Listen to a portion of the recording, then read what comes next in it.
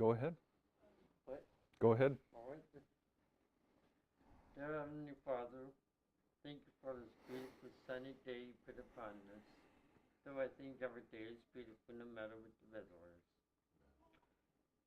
Thank you, Lord, and please help us to hear and take what the teacher and the pastor says right into in our ears. Take it to our very hearts and allow it to transform us into better people and people that we can be and know we can be, ignoring our human instincts and bring more focus onto the Holy Spirit and you. And with that being said, Jesus' name, amen. Amen. Amen. All right.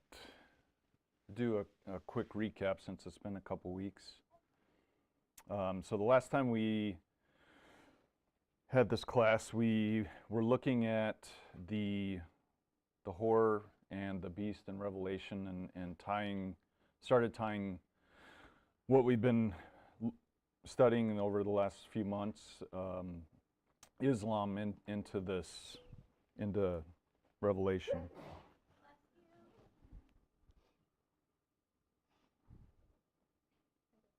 Sorry, you got it? Okay. We've had some odd activity around the properties at our place, and so we've got some property cameras up. So I got notifications turned on. So, all right. There's bars in them there woods. Yeah. Bars like that like to break into vehicles. So yeah, Islam, the whore and the beast. So we looked at Revelation and how it talks about how the whore is donned with purple, scarlet, and gold, and looked at how that kind of mimics the dress of the priests or Aaron's sons, and back in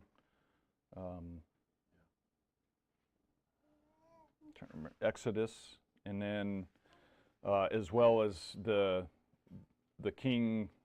There's a king that's talked about in Ezekiel 28 that is donned with similar stones. So just talked about how that signifies their setting apart, that they've been dedicated and there's royalty involved, as well as a religious leadership position involved.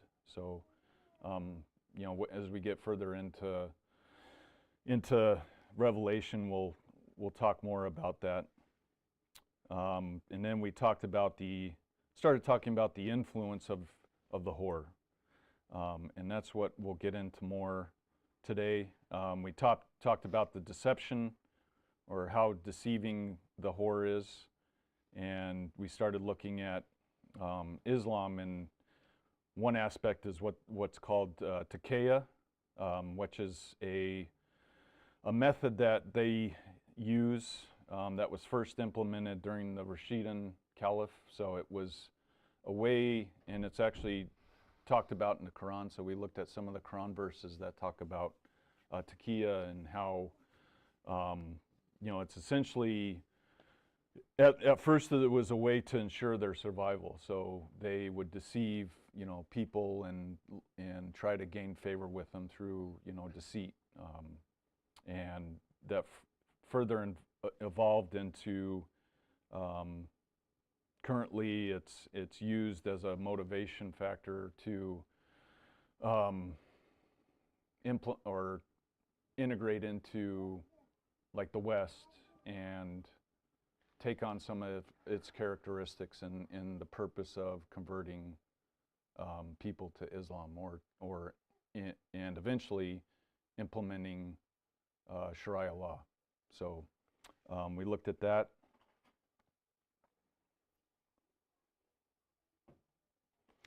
Grab the clicker.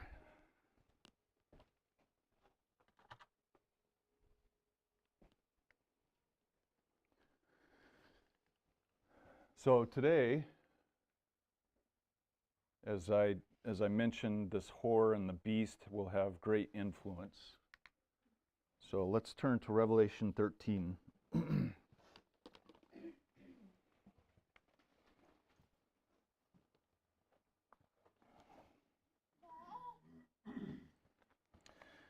Revelation 13, chapter 1 says, "And I saw a beast come out of the sea with 10 horns and 7 heads. On its horns were 10 royal crowns, and on its heads blasphemous names." And we'll get into what all this represents later.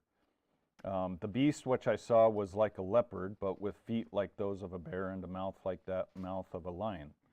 To it the dragon gave its power, its throne, and great authority. One of the heads of the beast appeared to have received a fatal wound, but its fatal wound was healed, and the whole earth followed after the beast in amazement.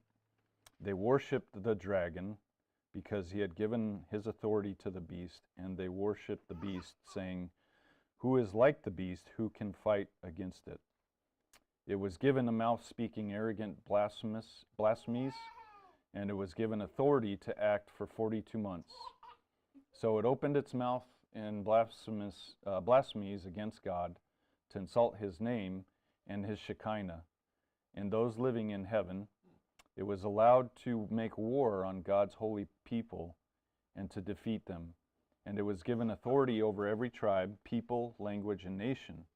Everyone living on earth will worship it, except those whose names are written in the book of life belonging to the Lamb slaughtered before the world was founded." So, mentioned a couple times that everyone will worship this. Talks about the dragon and the beast. So when we talk about worship, what is worship? And is it solely reserved for religious purposes? So what is worship? If you had to define it. Oh. To show deference and respect towards something, to celebrate it, Okay. honor it, give it the integrity it due, and love it properly, especially with the relationship with God. You got to give it all the love. Yeah. When I think about worship, it's just everything I want to give myself to. Okay. I don't know if that's proper, but Ascribing great value to something Yeah. worth shit. Actually, it's Ascribing a worth to it. oh yeah, that's where the word came from. Right. Worth shit. So, Depends on what it is. It doesn't have to be God. It can be. yeah, You can ascribe peanut butter cup. fly fishing. not to, yeah, Right. not to be blasphemous, but I ascribe great worth to my wife. So, in a way, I mean, not like I said, not to be blasphemous, but that is a form of worship by definition. But we think of worship usually in the context of religion, so that would be a blasphemous statement, Right. Because God says, "Worship me and me alone." Right. kind of like the word church that's taken on a religious tone over the years, where you don't really use it outside of a religious context, but Yes. church or assembly is Yeah. just another describing word. Yep. Yeah, so it's a dedicated service to something, or service rendered to something. It's a service defined by our attitude, including reverence and love. So the highest elevation that we place, we give that the worth to that object. So if I love fly fishing. Can be levels of Yeah, I love fly fishing, and I could, that could be the purpose of my life. At that point, that is what I worship. It's acknowledgement and acceptance of authority. So, the Jews have the word, or actually in Hebrew, it's called shakah, which means to to prostrate oneself. So, yeah, prostrating yourself in front of that object or religion, you know, put whatever you want in there. And the Jews used the word darash, which means to seek. So it's you know, the primary motivation for what you're seeking. So when Scripture says that people will worship this beast and the dragon, this is the characteristics that it's attributing to those people in their attitude towards, you know, what the beast and the dragon is.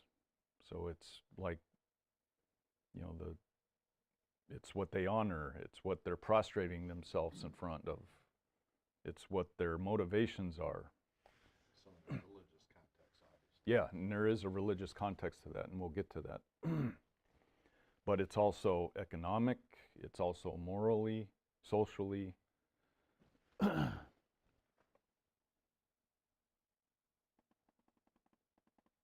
So with that, I want to look at the growth and influence of Islam.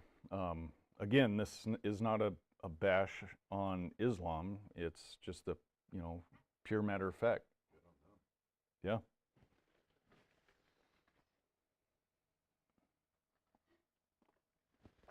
So Islam is the fastest growing religion in the world.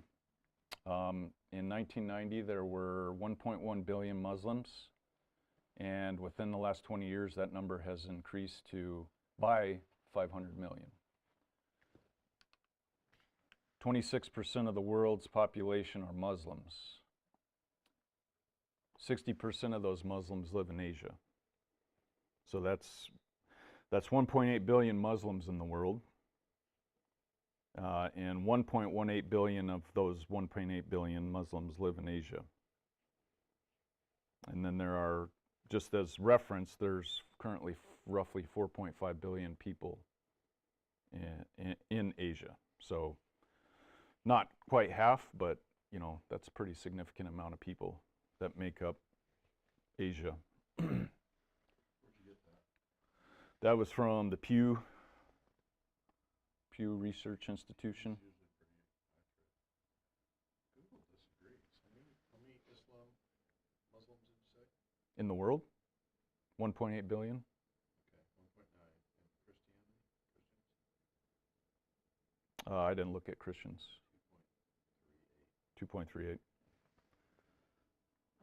That's the. I do have the percentage. So 31.6% of the world's population are Christians. So, and then Muslims are 20, I think the latest number is 28%? Right at 25? 25. I watched this documentary on Muslims in China, and they mix their. It's like a mixed faith because you know you're not supposed to believe in anything in China, and so it's like it's spreading faster in China than they can actually. They're not going to admit that they're Muslim Mm-hmm. because they could get killed. So like it's growing faster underground in China than Christianity, and they're actually they're kind of making a hybrid faith, like you know we did with Catholicism and stuff. But it was really interesting. If I can find that, I'll send it to you guys because it's happening underground in China, and there was one other country really really bad. And same with India, it's mixing in with Hindi really, really well. Yeah, India's been going through that for years or centuries. Yeah, but I thought it was really fascinating. I just watched it the other day, so Mm. I don't think this is the place. Holly, did you have a comment? Just a reminder that religious orientation exists on a spectrum like Christianity. So Yeah. when you throw out that number, you know, there's so many Christians. There's folks that, you know, might attend church or just, I grew up that way, so I still call myself Christian on maybe the kind of lukewarm end. And then you have, you know, the Christian folks that live in the Christian extreme. It's the same in the Muslim faith where there's folks that, Right. you know, it's not groupings of people that are completely what is portrayed in a lot of like our news or news type. Yeah. Good So. point. The difference is Christianity, see, how can I put this? Islam, the Quran is the embodiment of God. Like it is, it is,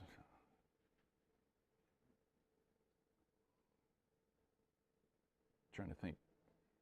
Well, I'll come back. Let me think about how to word that before I say it. But yeah, you're right. There are more. Obviously, you have the Sunni and Shia. Within there, there's the more extreme, the more puritanical Muslims, and then there's the more moderate Muslims.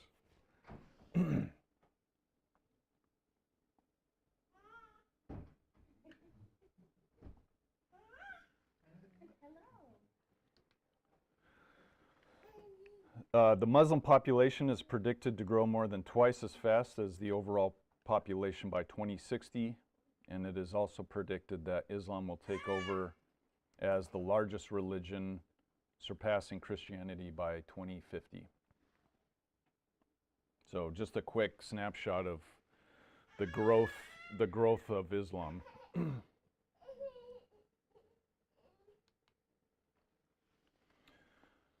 I want to look briefly at the economic influence of Islamic countries.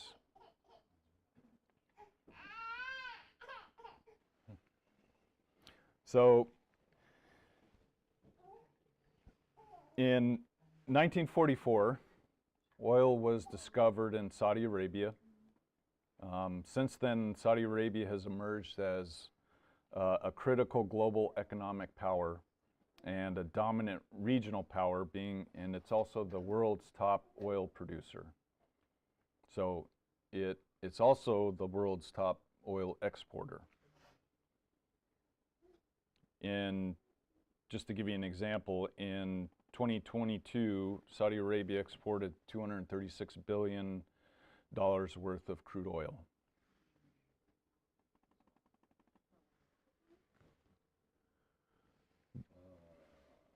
I need a comparison to deal with that number.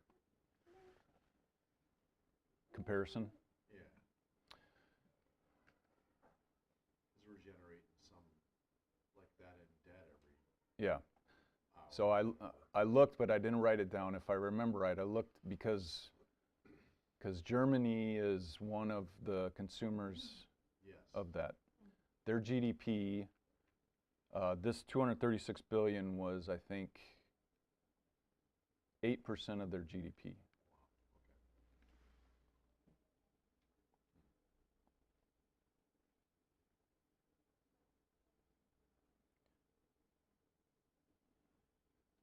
So in 1988, the EU signed the cooperation agreement between what's called the European Economic Community. So it's basically an economic group within the EU, European Union, and countries that form the Gulf Cooperation Council, or the GCC. So the GCC is made up of the UAE, Bahrain, Saudi Arabia, Qatar, and Kuwait. So one of the purposes of that was to establish economic relationships with those countries, and it was also to monetize or basically solidify the relationship between those countries. So the goal was to put them on like a common currency, a common economic system, things like that. So through that agreement, the EU became, do I have that on here?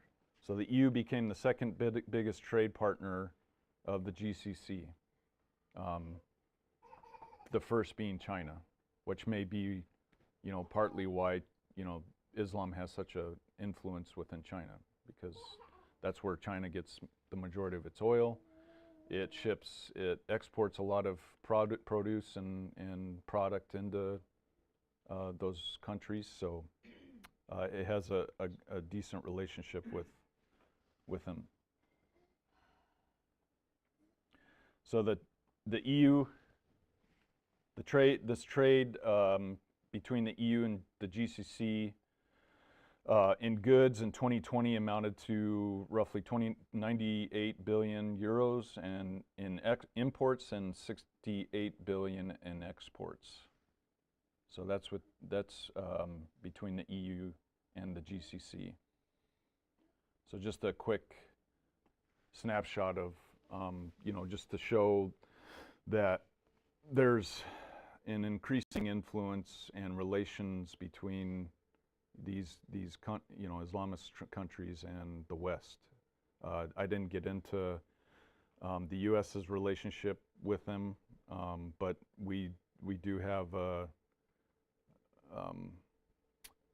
we do a lot of military, weaponry. So we send Saudi Arabia a lot of weaponry. So there's trade there.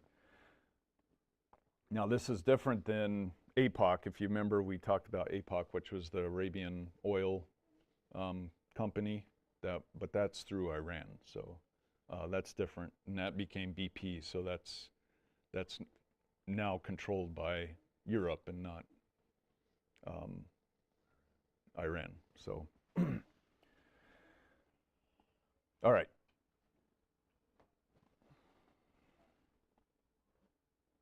Next, I wanted to look at social and moral influence, and primarily looking at Europe. So, whoops, I'll go back. So, I want to look at France, for example. So France has instituted a migration policy that they're taking in a significant amount of Algerians, which are primarily Sunni. Algeria is 99% Sunni Muslim. So France and Germany have the largest population of Islamist immigrants. So 8%, almost 9% of France are Muslims, and Germany is 5.7.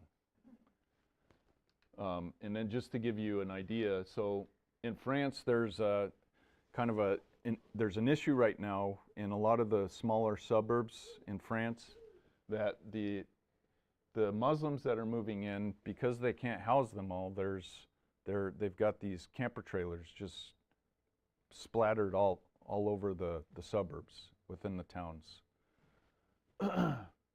So this is just some images of some of the towns around France and how they're basically trying to fit all these campers within wherever they can fit them.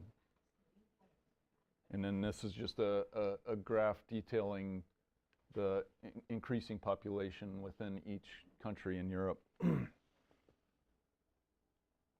So France has had issues with these Algerians in the conflict with their local white population. So they've been, the Algerians have been burning cars, threatened rape to push out people within the towns. They call the people Kufa, which is a slang term, kind of like gringo for Spanish. So it's a slang term that the Algerians give the French. So they refuse to live with the Kufa. And in many of these suburban areas, the schools on average are 80% Muslim or Algerian and 20% French. So people in France are the minority in these towns.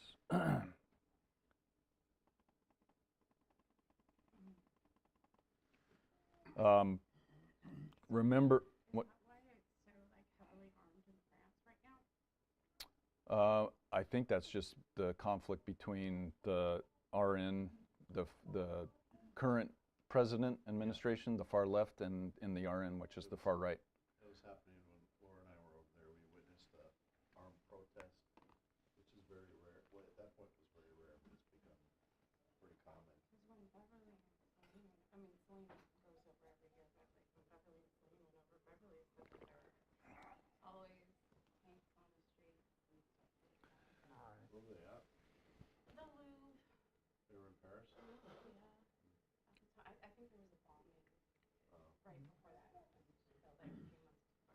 Holly?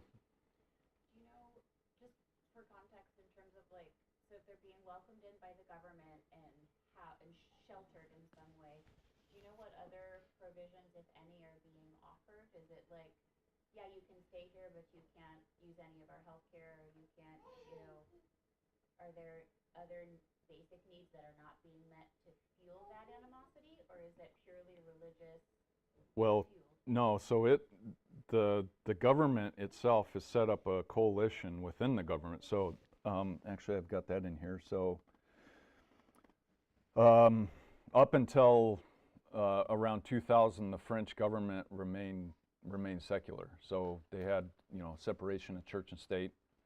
They didn't involve themselves with religion.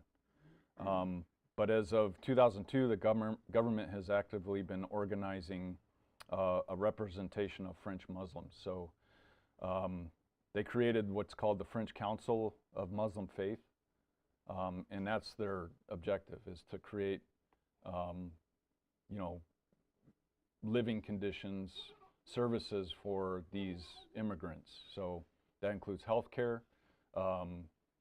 education. So yeah, they're working actively.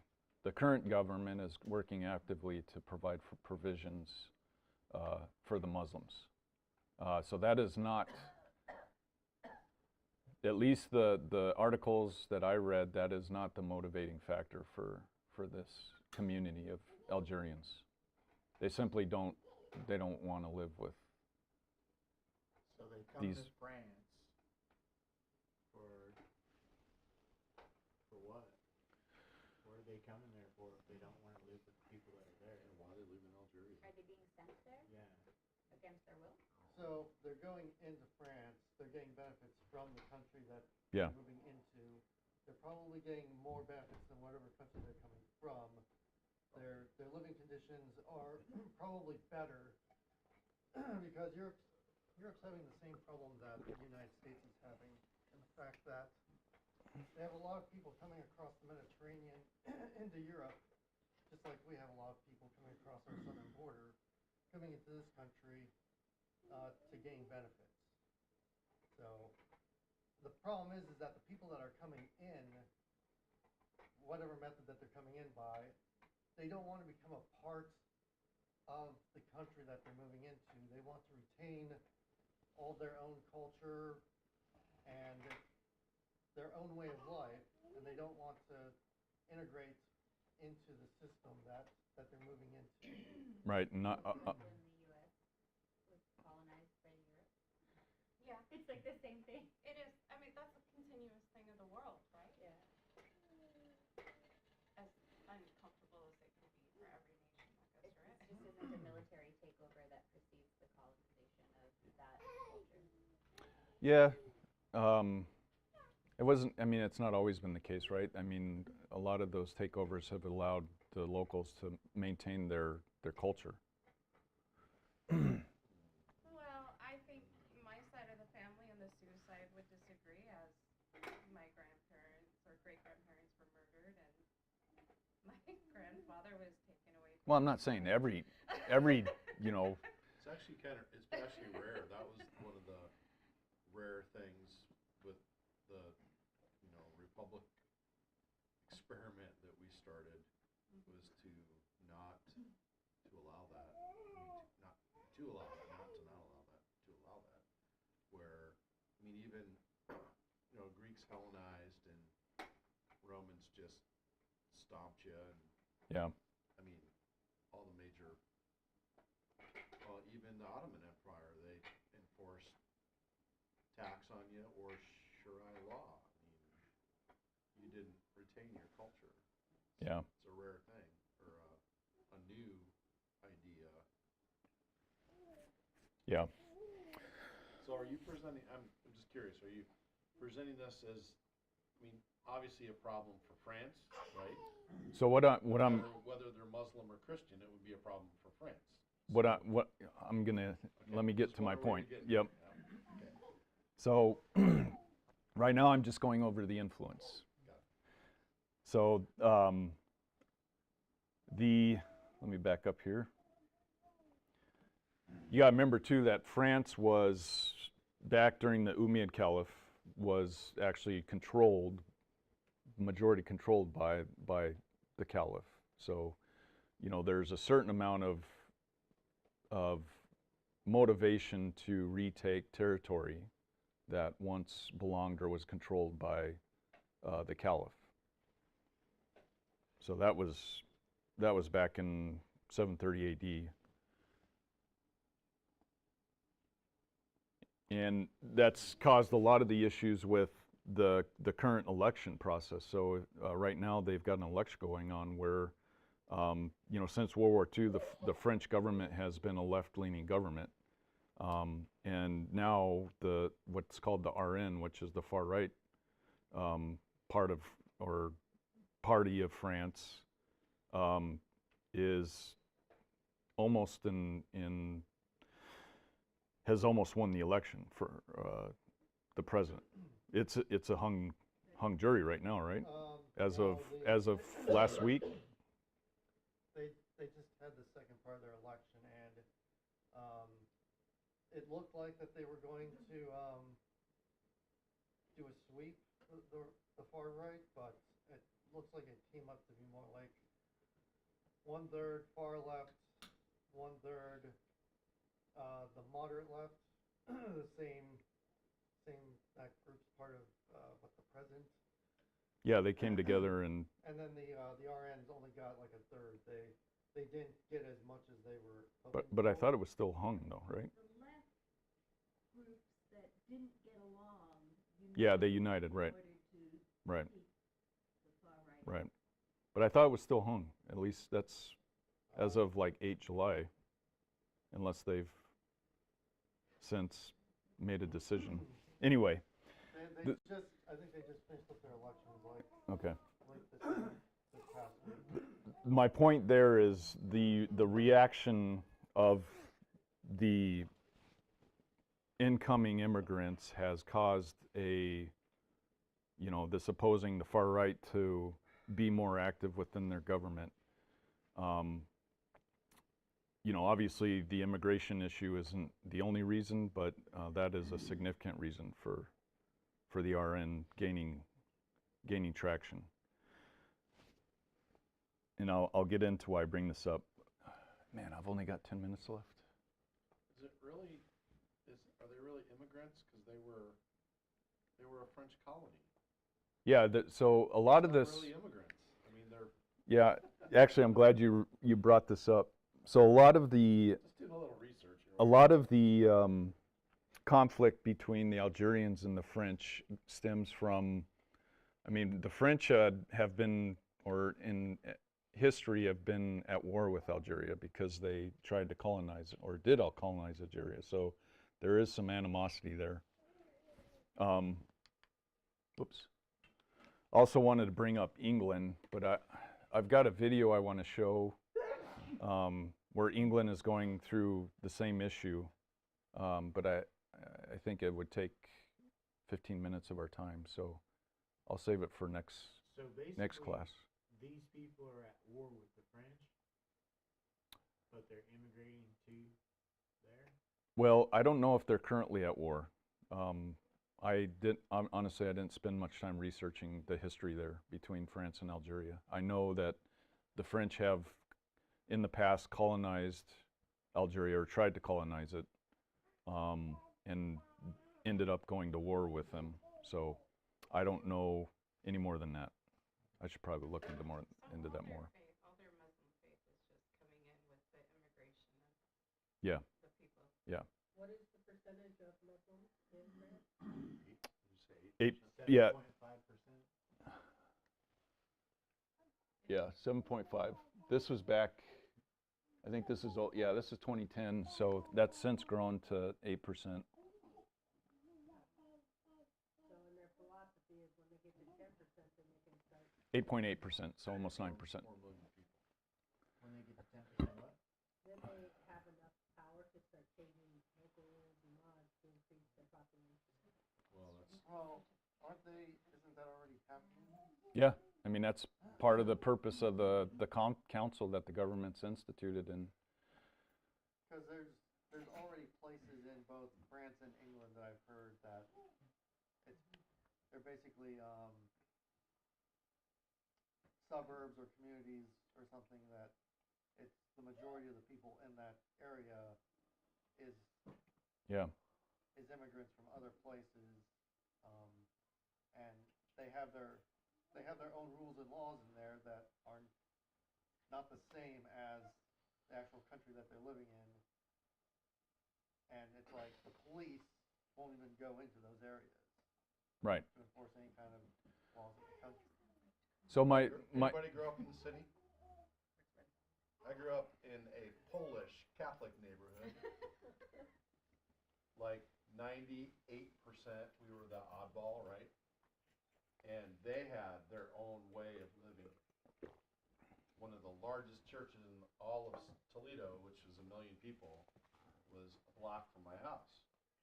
So I didn't, and still don't view that as a bad thing. I want to know how we're spinning this, because that is common in my world all through the Midwest. That is common. German concentrations and Polish concentrations and Italian concentrations, and they're you know, what are we saying? Are we saying this is bad because they're Muslim? Okay, why? Because we're not saying it's bad because they're Catholic. That's yeah. So you So, got to let right. me finish my point here. I know, I want you to get there before we finish. I'm trying to. And I don't want I was everybody going to to- hopefully get to that point when I showed the video. So the point is not to focus on, obviously, the immigration of Muslims. The point is to show the shift within leadership to accommodate and change policy to those people. It's to focus on the governments of those countries that the people are coming. Because we just read in Revelation, these are leaders of nations that are going to, essentially worship this coming nation or nation leader city. The harlot Babylon represents a city that entails, all the attitudes that and spirit that we talked about. So that's what I'm going to get at. It's not to focus on the migration of the Muslims. I just want to show, you got to show why the process as to why the governments are, starting to change policy and all that. So does that make sense? So to get back, you were making the point of you had Polish communities and German communities. Yeah. Did those communities still adhere to the ideals of the Constitution of the United States? Yeah. So you still followed, there was still some sort of following of the rules, culture, regulations of the actual country that they're living in. For the most part, except for your ancestors, you Italians brought the mafia, and they fly under the radar. What are you talking about? I thought the Those Irish brought the Cardonis. mafia first. No, yeah, and I understand that, but his point is they're influencing government in a legitimate way. Yeah. Which, yeah, there's always for the most part.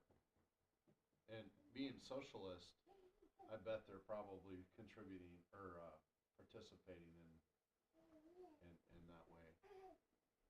Yeah, I'm not. This is not in an. I hope I'm not trying to bring this across in a negative context. I'm just. What I'm trying to show, factual data as to why, basically the process as what we're reading here in Revelation. Real world data to scriptural, events. Okay. Also important to remember that these land masses are so much smaller than we think of when we think of our country. France is not even as big as Texas. It has double the population. There's a lot of people crammed into small spaces. Yeah. In I wanna know what's up with Norway, just like. Everybody just loves Norway. A lot of it's inhabitable. It's Right. cold. Right. Why would guess, Well, if you're coming mountainous- from warm North mountainous and- Africa, are you gonna choose the You Arctic? guys are getting me so misleaded. So, but the interesting thing to follow through with, Well, a lot of that's their policies too, immigration policies. what's happening in Texas, we don't get to see in the north as much, because we just don't see what there's a ridiculous amount of people coming in every day, and we can't keep up with what I they think that need. if you go further south, you definitely see it. Well, they, That's what Longview, I'm Kelso, saying, is you Winlock, don't, In yeah. Washington, yeah. Toledo, those are Well, all. Eastern Washington, you can see it a lot better, but like I'm just saying, you can see the influx of the danger a lot more in southern Texas. I have family in Brownsville. You can see that influx coming in, and it's scary. well, I mean, all the, if you've been keeping up with the news, I mean, you know, New York's been having issues, Chicago's been having issues. Oh, Massachusetts is having issues too. So, I mean, What issues are you guys talking about? the influx of Immigrants? immigrants. Yeah, the impact that they're having socioeconomically.